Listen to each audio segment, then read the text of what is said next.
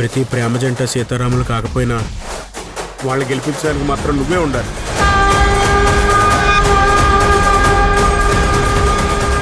ఇవే ఇవే జీవన తరంగాలు, ఇవే ఇవే జీవన తరంగాలు, జీవన తరంగాలు.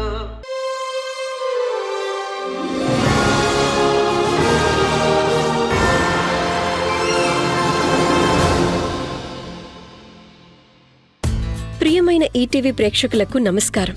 మన జీవన తరంగాలు సీరియల్ని ఆదరిస్తున్న ప్రేక్షకులకు మాతో కలిసి నటించే అద్భుత అవకాశాన్ని ఈటీవీ కల్పిస్తుంది. మీరు చేయవలసిందల్లా మన జీవన తరంగాలు సీరియల్ టెలికాస్ట్ అవుతున్నప్పుడు టీవీ ముందు సెల్ఫీ లేదా ఫోటో తీసుకుని మీ పేరు, ఊరు పేరు రాసి స్క్రీన్ మీద డిస్ప్లే అవుతున్న నెంబర్కి వాట్సాప్ చేయటం.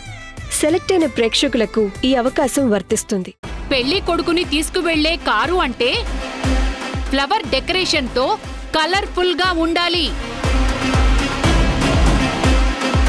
ఇలా స్క్రాప్ కి వేసే కారుని తీసుకుని వచ్చి పెళ్లి కొడుకుని తీసుకువెళ్లే కారు అని చెప్తావా? ఇంతకన్నా అవమానం ఇంకేమైనా ఉందా? సర్దుకుపోతున్నాం కదా అని మరీ ఇంత చీప్ ట్రిక్స్ ప్లే చేస్తారా? అయ్యయ్యో, ఇదేనా మీరు మాకిచ్చే మర్యాద?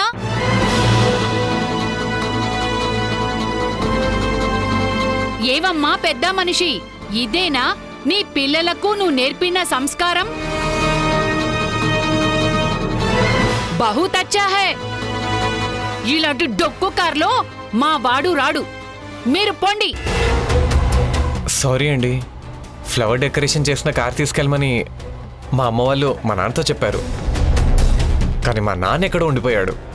ఇప్పటికే లేట్ అయిపోయిందని ఉన్న పలంగా ఈ కార్ తీసుకొని వచ్చాను. మీరు కొంచెం టైం ఇస్తే ఇప్పుడే వెళ్ళి కార్ని ఫ్లవర్స్తో డెకరేట్ చేసి తీసుకొస్తాను. బోలా మత్.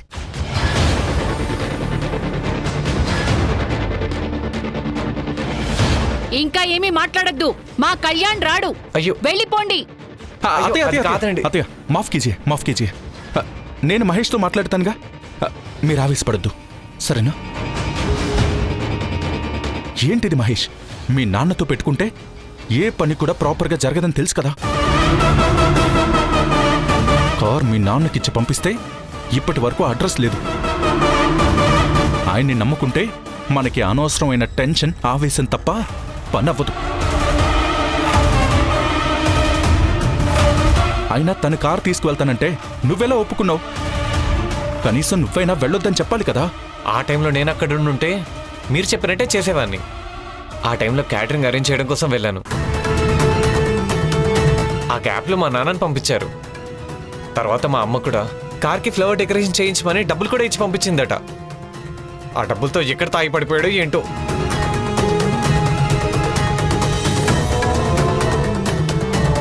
ఇప్పుడు ఆయన గురించి తెలుసుకుని మూడ్ డిస్టర్బ్ చేసుకోవడం ఎందుకు? మనం వెళ్దాం రండి. మీ ఫ్యామిలీలో ఉన్న వాళ్ళందరిలోనూ ఏదో తేడా కనిపిస్తోంది. ఒక మర్యాద లేదు, ఒక సంస్కారమూ లేదు. పెద్దలు అంటే గౌరవమూ లేదు. టైం సెన్స్ అంతకన్నా లేదు. ఇప్పుడు పెళ్లి కొడుకుని తీసుకువెళ్ళడానికి బ్యాండు లేదు, భజంత్రీలు కూడా లేవు. అంతేకాదు, మీ బంధువుల్ని కూడా పెళ్లికి సరిగ్గా పిలవలేదు అనిపిస్తోంది.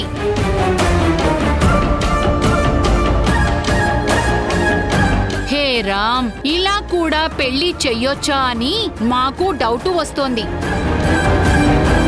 అసలు ఇంత చీప్ గా చేసే పెళ్లిని నేను ఇంతవరకు ఎక్కడా చూడలేదు కళ్యాణ్. అత్తయ్య, ఇప్పుడు ఇవన్నీ మాట్లాడుకునే టైం లేదు. ఉన్న దాంట్లో అడ్జస్ట్ అయ్యి పెళ్లి కంప్లీట్ చేయడం మంచిది. ఇవన్నీ వాదించుకుంటూ కూర్చుంటే ఎలాంటి యూజ్ లేదు. పైగా లేట్ చేస్తే వర్షం వస్తుందని నువ్వే చెప్పావు కదా. ప్లీజ్ అత్తయ్య, నా కోసం అడ్జస్ట్ అయ్యిరా.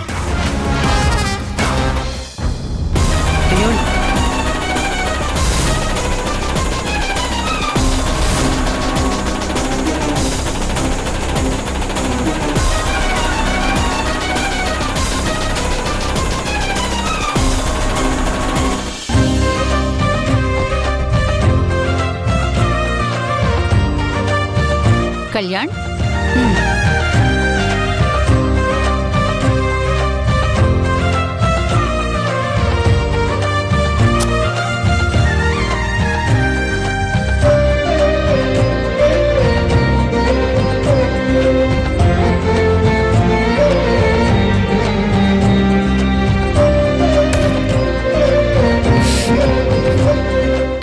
బండి ఎక్కు. పదండి ఎక్కండి.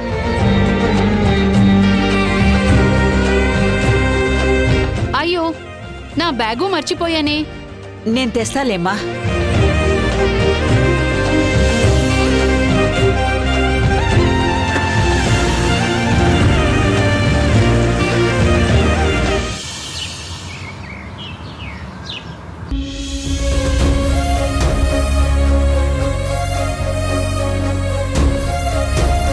ఆయన కన్నా వెనక వెళ్లిన మహేష్ కళ్యాణ్ వాళ్ళని తీసుకొస్తున్నాడు. కానీ ఆయన మాత్రం ఇప్పటి వరకు ఎక్కడున్నారో ఏం చేస్తున్నారో తెలియట్లేదు. ఏం జరిగిందో ఏమో తలుచుకుంటేనే గుండె చల్లబడిపోతోంది. భగవంతుడా, ఎలాంటి ప్రమాదం రాకుండా చూడు తండ్రి.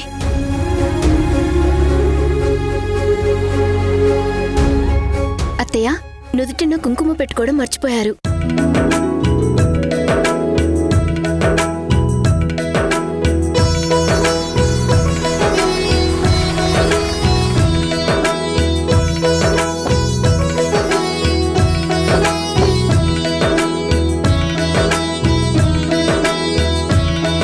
ఇంత చీప్ ఇంట్లో నా షాదీ చేసేది. కారు పంపించే విషయంలో జరిగిన ఆలస్యానికి క్షమించండి పిన్ని గారు. ఏ బాత్ బోలేకే సారీ పెడుతున్నారు. అంటే అన్నాను అంటారు కానీ ఎవరైనా పెళ్లి కొడుకుని తీసుకురావడానికి ఏసీ లేని కార్ని బేచ్తాక్యా? ఎంత గతి లేని వాళ్ళు అయినా ఇలాంటి మర్యాదలు చేస్తారా?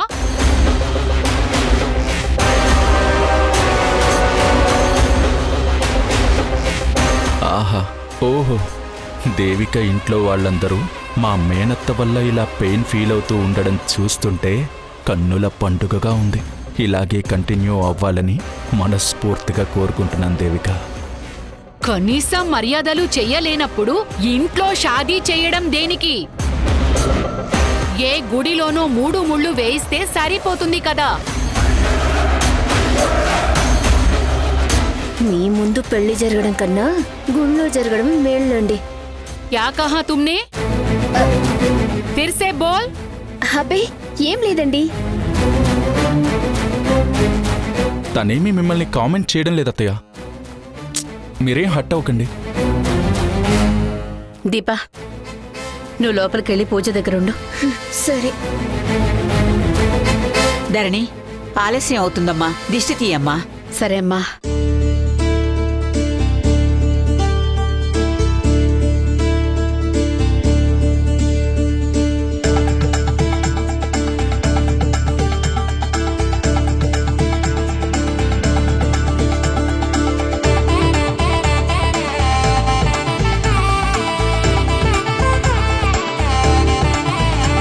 లోపలికి వెళ్ళండి.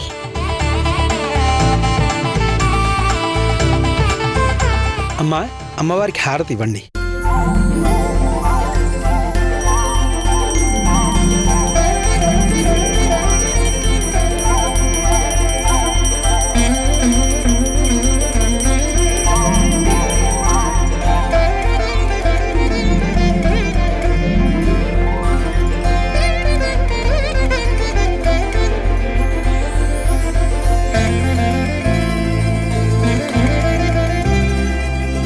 అమ్మా, గౌరీ పూజ పూర్తయింది.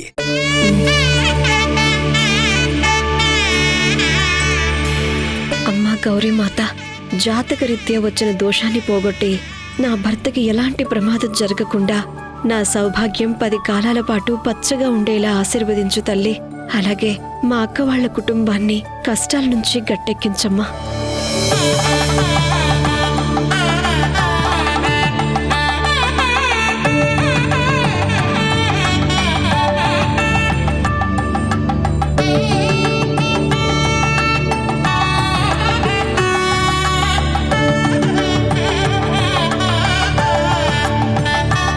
గౌరీ పూజని ఇంత సింపుల్ గా చేశారా? అదే మేము అయితే టాక్ ఆఫ్ ది టౌన్ అయ్యేలా చేసి ఉండేవాళ్ళం. మోసి, సమజ్ మే ఆయా.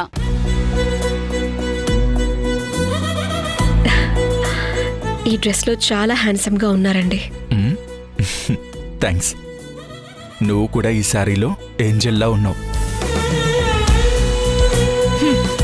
మా వాడు బహుత్ సుందర్ హే, కానీ నువ్వు ఈ చీర కట్టులో అందరికీ మొహం కనిపించేలా ఉండటం అచ్చా నహీ.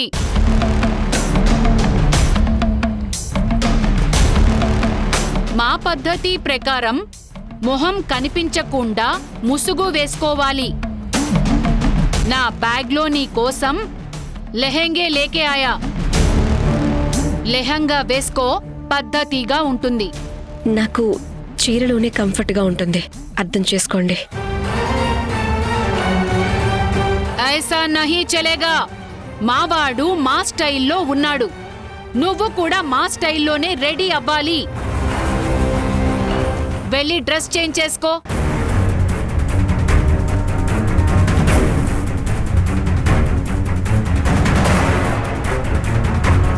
ఏం పర్వాలేదు. కళ్యాణ్ గారు నార్త్ ఇండియన్ స్టైల్లో ఉంటే దేవిక గారు సౌత్ ఇండియన్ స్టైల్లో ఉంటారు. రెండు స్టైల్స్ కలిస్తే చూడముచ్చటగా ఉంటుంది, కొత్తగా కనిపిస్తారు కూడాను. బోల్నా మత్.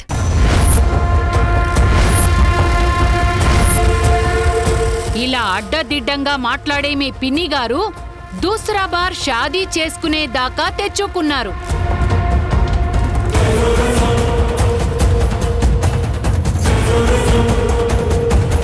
ఇంటికి బడా ఆద్మీవి నువ్వు అయినా ఇంట్లో వాళ్ళకి ఏ విషయం ఎవరు ఎలా మాట్లాడాలో చెప్పాలి కదా.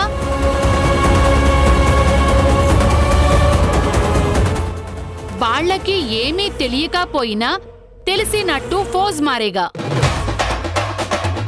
కానీ హమారే జైసే పెద్దవాళ్ళు ఏది మంచో ఏది చెడో, పద్ధతులేవో ఆచారాలేవో ఒకటికి 2 సార్లు చెప్పి తలకి ఎక్కించాలి కదా.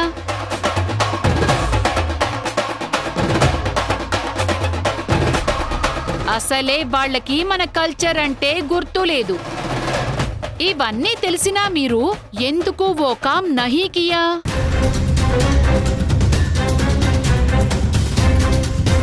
దీపా, అనవసరంగా ప్రతిదానికి అడ్డదిడ్డంగా మాట్లాడకు.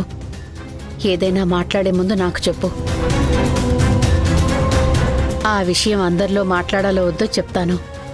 ఇంకోసారి ఇలా మాట్లాడి డిస్కషన్ జరిగేలా చేయకు. సారీ అత్తయ్య.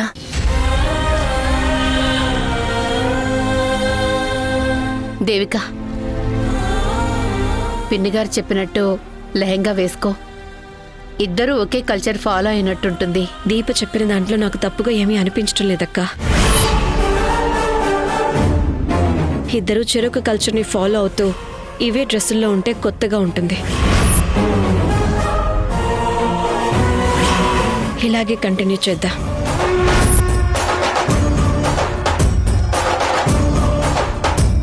అంటే ఈ డ్రెస్లోనే ఉంటాను అంటావా? అందరూ వచ్చారు, ఈయనగారు మాత్రం ఇంకా రాలేదు. ఎక్కడున్నారో ఏంటో.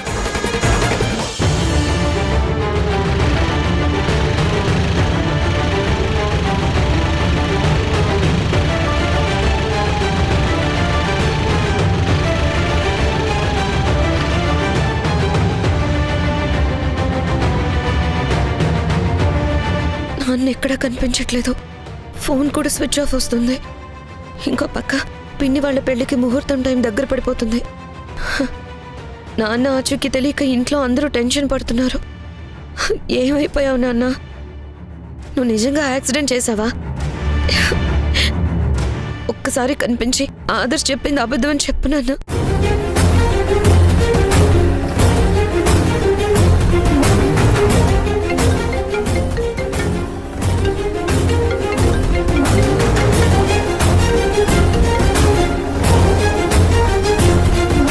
నాన్న ఎక్కడ కనిపించలేదని చెప్తే ఇంకా టెన్షన్ పడుతుంది. చెప్పకూడదు.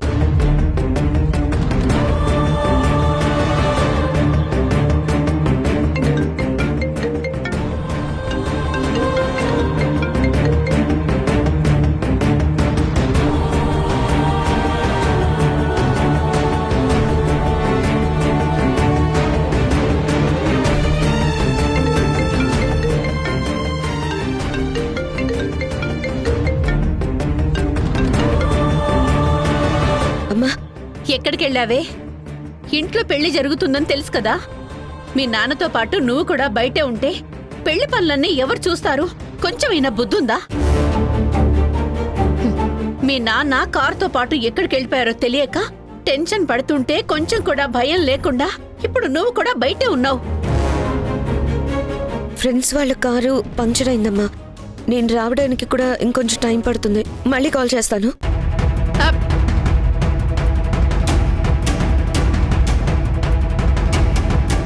నాన్న నేను ఇద్దరం బయటే ఉంటే అందరికీ డౌట్ వస్తుంది. కానీ నాన్న ఎక్కడున్నాడో తెలియట్లేదు. ఎక్కడని వెతకాలి? ఎందుకు నాన్న నీ మీద నేను పెట్టుకున్న నమ్మకాన్ని పోగొట్టుకున్నావు?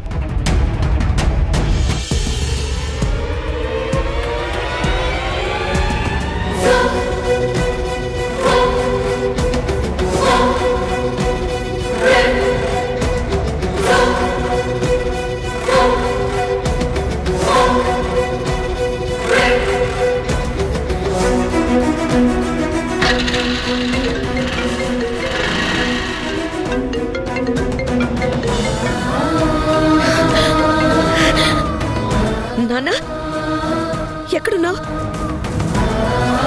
ఏమైపోయావు నాన్న? మేమంతా ఎంత టెన్షన్ పడుతున్నామో తెలుసా? నువ్వు యాక్సిడెంట్ చేసినట్టు ఆ ఈడియట్ ఫేక్ వీడియో పంపించాడు. నేను ఎంతగా భయపడ్డానో తెలుసా? థ్యాంక్ గాడ్ రైట్ టైంకి నువ్వు కాల్ చేసావు. ఇప్పుడు నువ్వు ఎక్కడున్నావు? అర్జెంటుగా ఇంటికి వచ్చేసాయి నాన్న. ఒక్కసారి నేను చెప్పేది వినమ్మా.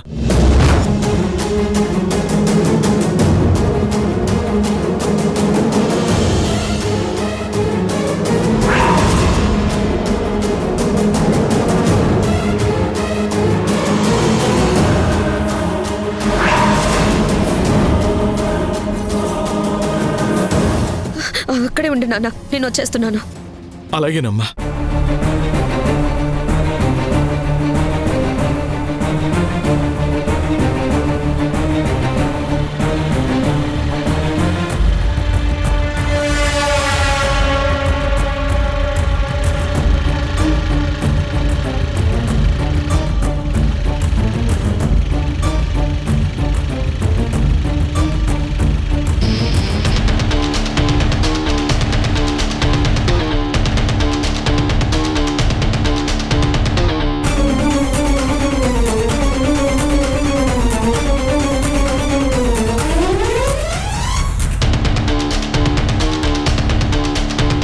నాన్న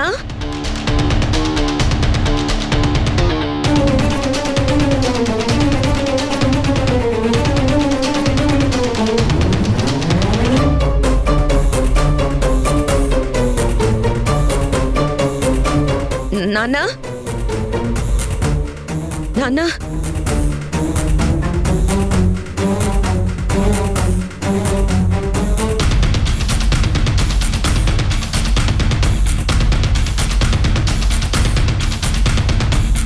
ఇక్కడే ఉంటానని చెప్పారే, కనిపించట్లేదండి.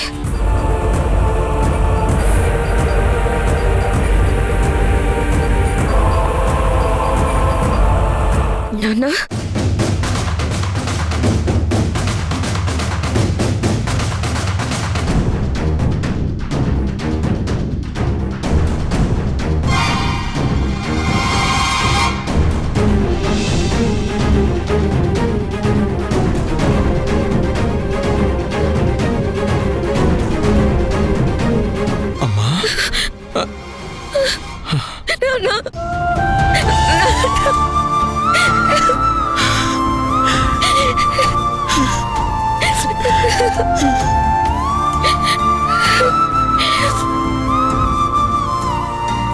నాన్న అసలు ఏం జరిగింది నాన్న?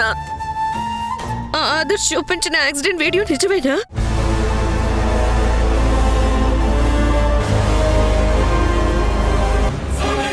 నిజమే కీర్తి. ఆ ఆదర్శ్ నా వెంటపడి పట్టుకోవాలని చూస్తే తప్పించుకునే ప్రయత్నంలో అనుకోకుండా ఒక మనిషిని గుద్దేశాను.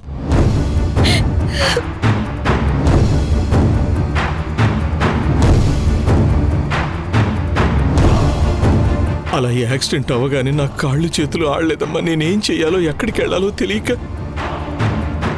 భయంతో ఫోన్ స్విచ్ ఆఫ్ చేసి ఇదిగో ఇక్కడికి వచ్చేసాను. ఎంత ఘోరం జరిగిపోయింది నాన్న. ఇప్పుడు ఈ యాక్సిడెంట్ విషయం ఇంట్లో తెలిస్తే అక్కడ పెళ్ళి ఆగిపోతుంది. ఈ నిజం ఇంట్లో వాళ్ళకి తెలియకుండా ఎలా ఆపాలి? అమ్మకి ఈ విషయం తెలిస్తే ఏమైపోతుందో అని భయంగా ఉంది నాన్న.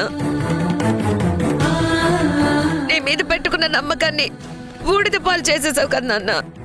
అంత నా కర్మమ్మా, నా కర్మ. దరిద్రం నీళ్ళ నన్ను వెంటాడుతుంటే ఇలా కాక ఇంకెలా జరుగుతుంది?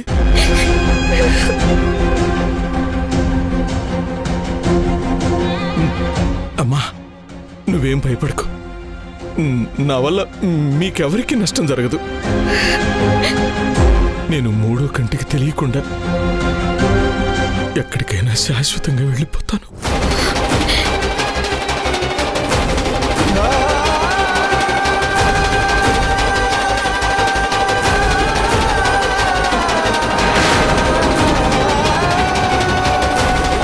కేసు కోర్టుకు వెళ్లకుండా ఏదో ఒకటి చేసి ఆపండి.